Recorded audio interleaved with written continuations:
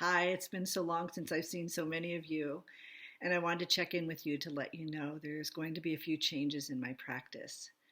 As you know, in 2015, I stopped doing a lot of the public teaching and cut back on the retreat work because I started working within more teams and organizations as I felt like that's where people spend a good portion of their time is at work. Freud said it's love and work. That's where all of our psychological stuff comes up. And what I was starting to notice during the pandemic and after the pandemic was that a lot of people were coming to me on the QT wanting to talk to me about anxiety in themselves, anxiety in their children, issues with their partner that had come up during the pandemic, things that were presenting themselves that they never had to deal with before, issues with their adult parents issues with their children where they felt like they had kind of raised them in a time and now everything had changed so much. How do we communicate? How do we be in relationship? How do I be in relationship with my grandchildren? People were talking to me a lot about questions of meaning, grief that they had not really attended to and lost maybe, in 2018 and 2019. Suddenly they're by themselves a lot, and all of these losses and thoughts about what matters, what's important, what is the purpose of all of this. All of this was coming up.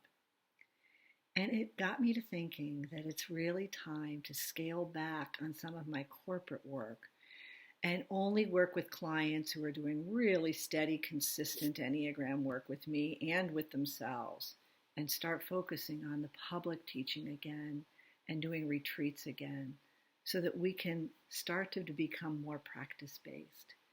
Because as Cynthia Bourgeault said, wisdom isn't knowing more. It's knowing with more of you. And that includes, how can I be with myself when I'm in a really difficult conversation and it gets anxious? How can I be with myself when all of these worries kind of start pressing in?